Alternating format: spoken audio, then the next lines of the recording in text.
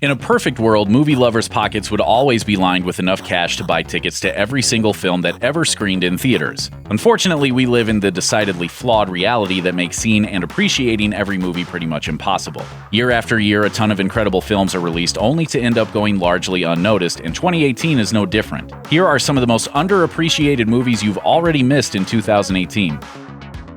I Kill Giants.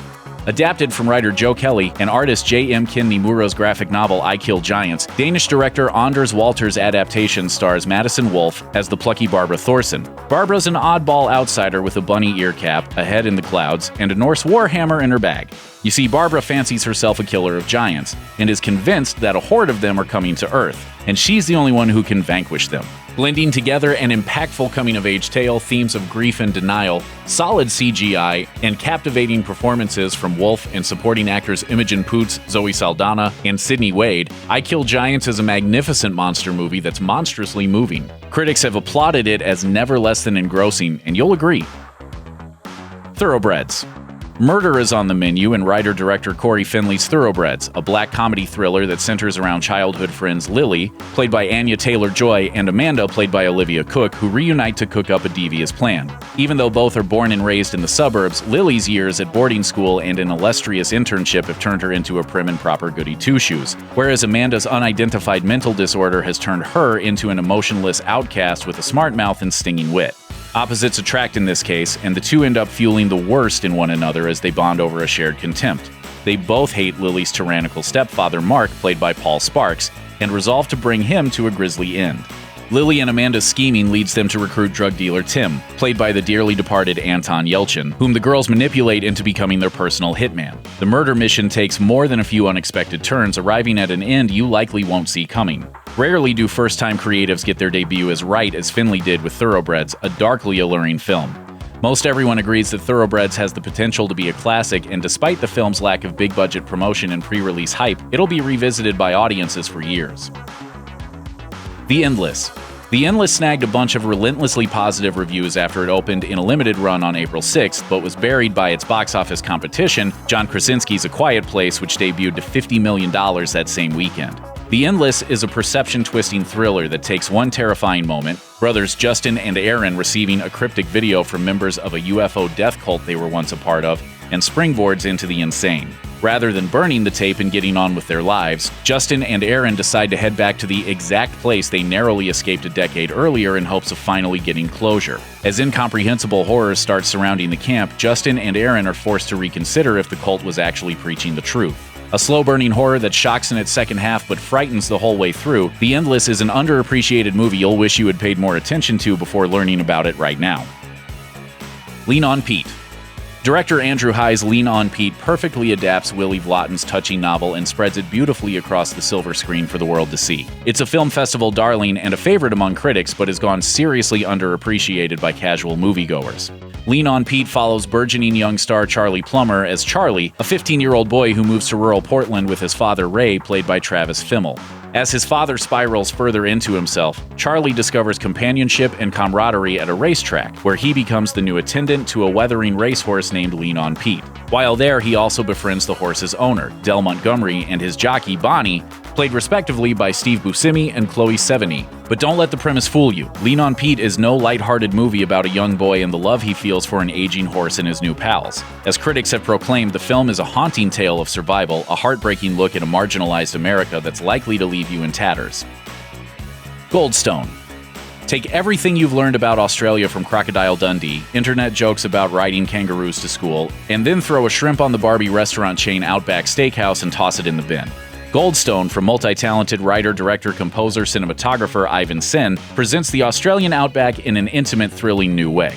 Set in the titular town of Goldstone, the movie follows Indigenous detective Jay Swan, played by Aaron Pedersen, as he journeys up to the tiny mining outpost. He's there to aid Josh, a young policeman played by Alex Russell, and Goldstone's mayor played by Jackie Weaver, to investigate the disappearance of a Chinese tourist. An already complex case turns tense because of Jay's identity as both an Aborigine and as a law enforcement officer. His presence in town ruffles the feathers of both the racists of Goldstone and the town's Aboriginal residents. When Jay discovers that Josh and the mayor may not be as innocent as they'd like others to believe, the gripping noir narrative takes yet another unexpected turn. Released to high praise but underwhelming box office in Australia in 2016, Goldstone made its theatrical debut in the United States in March of 2018, where it performed much the same. The raw, sun-blasted pic didn't get as much attention as it deserved. Gemini. The neo-noir thriller Gemini lives up to the split personality implication of its title, as you're never really sure of the true intentions of its leading lady. The lady in question is Lola Kirk as Jill LeBeau, the assistant to Hollywood it girl Heather Anderson, played by Zoe Kravitz. One evening, Jill discovers Heather's lifeless body, the result of a gunshot wound, slumped in a pool of blood in her otherwise immaculate multi-million-dollar mansion, and she decides to embark on a mission to solve the mystery of her former boss's murder. Meanwhile, Jill must also stay a step ahead of the relentlessly determined detective Edward Ahn, played by John Cho, who senses she's the one who committed the heinous crime. Can she? Or will the skeletons Jill has long kept shoved in her closet finally break free? Am I under arrest? Not yet. Written, directed, and edited by award-winning independent filmmaker Aaron Katz, Gemini has earned a mostly positive response with critics. They've dubbed the kaleidoscope film a piece of clean, confident visual storytelling, and a shimmering puzzler that warps into an unlikely detective story in the cold weather vein. If that description doesn't entice you to catch this seriously underappreciated movie, what will? Bomb City. One part pulpy crime story, one part heart-grabbing drama, Bomb City is a brilliant little film that made a bang without the general public even noticing. The Jameson Brooks-directed film stars Dave Davis as Brian, a punk music-obsessed teen from Amarillo, Texas, who sticks out like a mohawked thumb in his conservative town. Thankfully, there are a few other punks out there who view Brian as a sort of mouthpiece for the movement. Sadly, there are an equal number of bullying jocks who regularly clash with the punks. Tensions bubble below the surface, then explode in a violent altercation that comes with a fatal consequence. A native of Amarillo, director Brooks based Bomb City on the real-life story of the town's violent confrontation between a group of punks and bullies. Not only does the film present the tragedy of the violence in a truthful and harrowing light, it also serves as a reminder that the American justice system isn't always moral. Not everyone is as unassuming or as aggressive as their outward appearance may suggest. Unsane. You may think you know director Steven Soderbergh, but you've never seen him like this before. The mind behind films like Out of Sight, Aaron Brockovich, and Logan Lucky casts aside the traditional trappings of filmmaking and embraces B-movie mojo with Unsane, a psychological horror thriller pick shot entirely on an iPhone 7 Plus. The Crown actress Claire Foy leads the ambitious film as Sawyer Valentini, a financial analyst who moved away from her hometown in an attempt to evade her longtime stalker, David Shrine, played by Joshua Leonard. A confession to her therapist about her self-destructive thoughts gets Sawyer a one-way ticket into a mental institution where she's held for 24 hours of observation. There, Sawyer is soon forced to confront her darkest fear while trapped inside the institution's walls. The only question is the fear real or just a product of her paranoia? As disturbing as the experimental Unsane is, it didn't drum up as much buzz as you'd expect. Still, though it's underappreciated by the masses, it hasn't gone without critical praise. The New Yorker's Richard Brody calls Unsane one of Soderbergh's best movies, the very spark of his artistic passion. All the more reason to see it yourself. You Were Never Really Here. Joaquin Phoenix is in top form in You Were Never Really Here, writer-director Lynn Ramsey's film adaptation of Jonathan Ames' novel of the same name. Phoenix gives a darkly intense performance as Joe, a former law enforcement agent and combat veteran struggling with post-traumatic stress disorder. Joe lives out his post-FBI days as a hired gun, earning cash to support himself and his ailing mother, played by Judith Roberts, by locating missing and trafficked young girls. But he also experiences intense suicidal fantasies, one of which almost becomes reality before his boss, played by John Doman, snaps him back to the surface world and tasks him with finding 13-year-old Nina, the daughter of a state senator. Though Joe is properly equipped for the violence of the job, what he isn't prepared for is the triple-layer twist and searing horrors that await him.